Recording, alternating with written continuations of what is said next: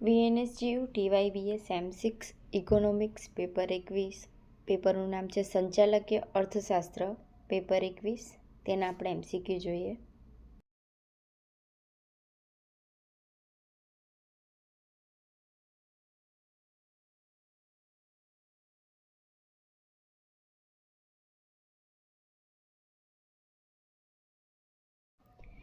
પ્રશ્ન 1. પૂર્ણ હરીફાઈમાં પેઢીની માંગ રેખા કેવી હોય છે? જવાબ: સંપૂર્ણ મૂલ્ય સાપેક્ષ. આગળનો પ્રશ્ન.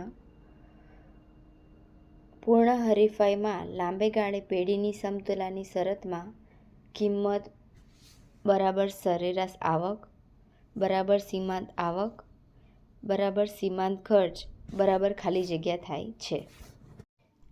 એનો જવાબ છે સરેરાશ ખર્ચ. આગળનો સવાલ. એક જ વિક્રેતા એ કયા બજારનું લક્ષણ છે? એનો જવાબ છે ઇજારો. ઇજારાની વ્યાખ્યા પણ એ થાય છે કે એક જ વિક્રેતા એટલે ઇજારો.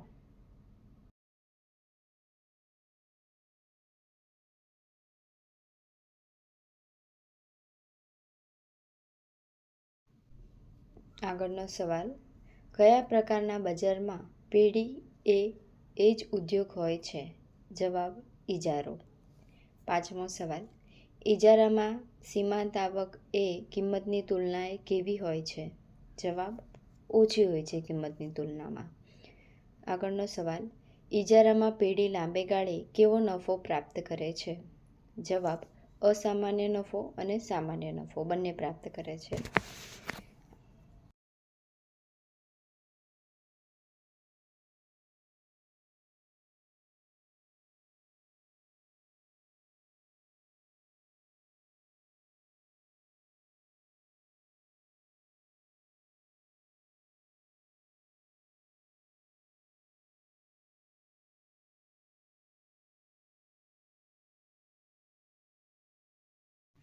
સાતમો સવાલ. પૂર્ણ હરીફાઈ હેઠળ કિંમત ભેદભાવ શક્ય છે કે નહીં? જવાબ: શક્ય નથી, ના. આઠમો સવાલ. પ્રથમ કક્ષાનો કિંમત ભેદભાવ એટલે ખાલી જગ્યા. એનો જવાબ છે પૂર્ણ કિંમત ભેદભાવ. નવમો સવાલ. કયા પ્રકારના અંતરાયોને લીધે કિંમત ભેદભાવ શક્ય બને છે? જવાબ છે પ્રાદેશિક.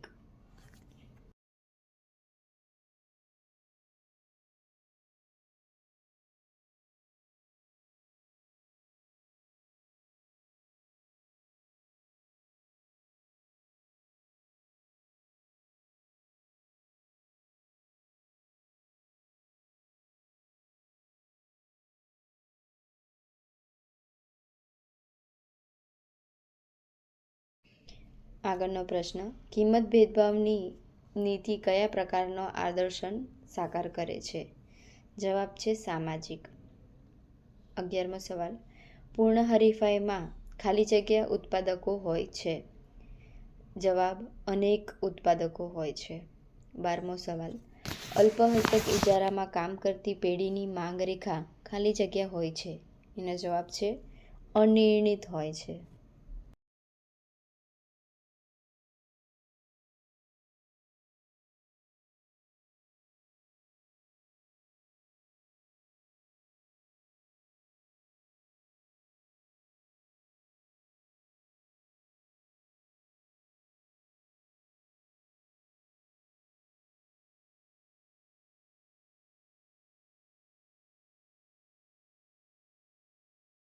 સામાજિક લાભને ખાલી જગ્યા વિભાગમાં વહેંચી શકાય છે?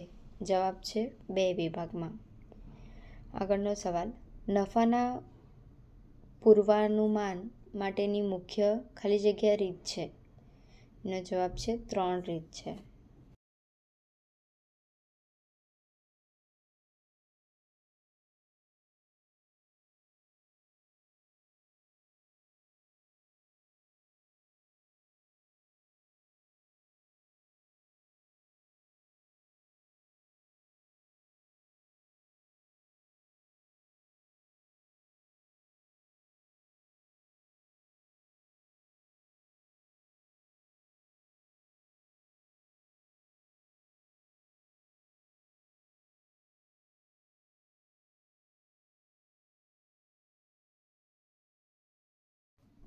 આગળનો પ્રશ્ન, કયા પ્રકારના બજારમાં પેઢી કિંમત સ્વીકારનાર હોય છે?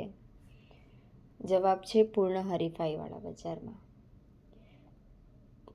બીજો સવાલ, પૂર્ણ હરીફાઈવાળા બજારમાં પેઢીની માંગ રેખા કેવી હોય છે?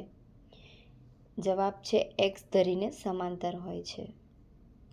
આગળનો પ્રશ્ન, પૂર્ણ હરીફાઈવાળા બજારમાં ઉદ્યોગની સમતુલાના બિંદુએ દરેક પેઢી કેવી સ્થિતિએ હોય છે? જવાબ છે ઇષ્ટકદ.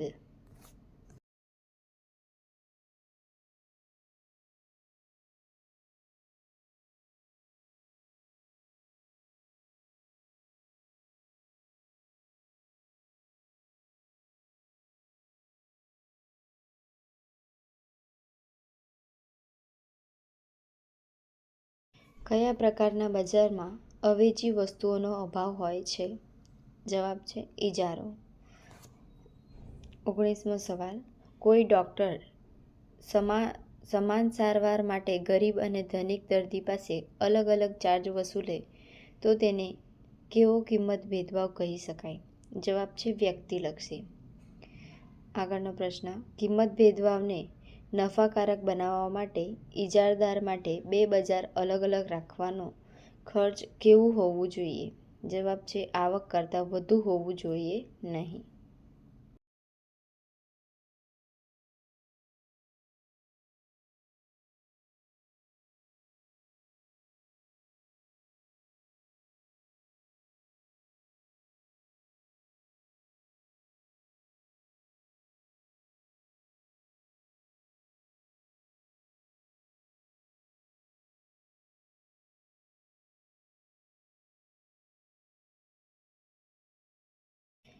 આગળનો પ્રશ્ન, ઇજારાયુક્ત હરીફાઈમાં પેઢીની માંગ રેખા કેવી હોય છે? જવાબ ડાબી બાજુએ ઉપરથી જમણી બાજુ નીચે ઢળતી.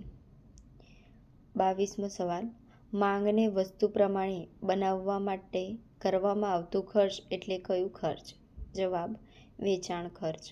23મો સવાલ, ખાંચાવાળી માંગ રેખાનો ખ્યાલ કોણે આપ્યો હતો? પાઉલ સ્વીઝી.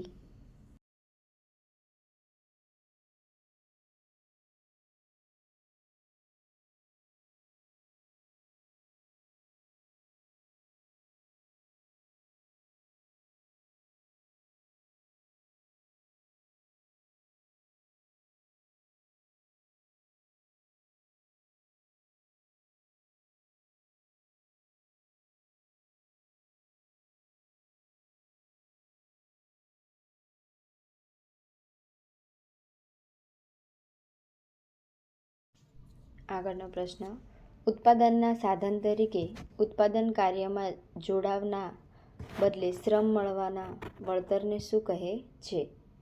જવાબ વેતન.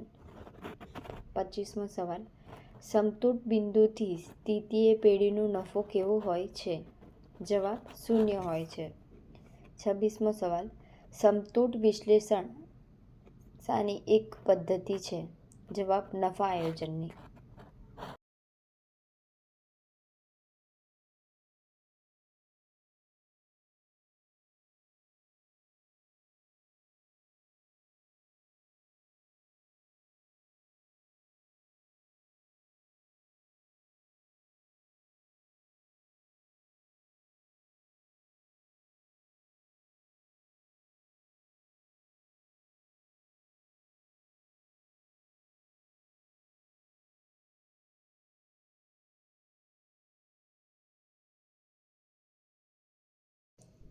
આગળનો પ્રશ્ન, કોને મળતું વળતર અગાઉથી નક્કી થયેલું હોતું નથી?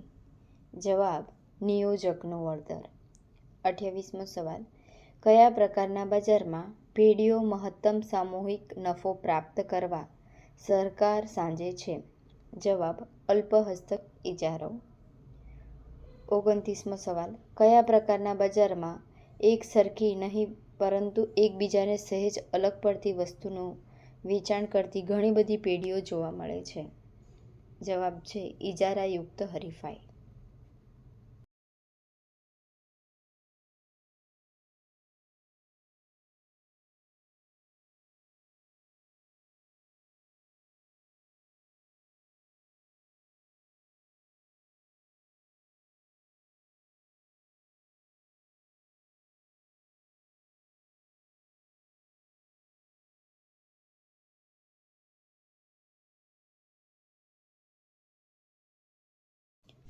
આગળનો પ્રશ્ન, એક જ ઉત્પાદક કે વેચનાર હોય તેને શું કહેવાય છે?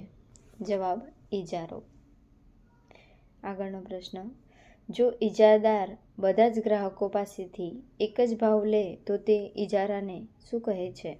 જવાબ, સાદો ઇજારો. 32મો સવાલ, જુદી જુદી વ્યક્તિઓ પાસેથી વસ્તુની કિંમત જુદી જુદી લેવામાં આવે તો તેને શું કહે છે? જવાબ, કિંમત ભેદભાવ. 33મો સવાલ, પ્રોફેસર પીગુએ કિંમત ભેદભાવની કેટલી કક્ષા બતાવી છે? જવાબ છે 3 કક્ષા.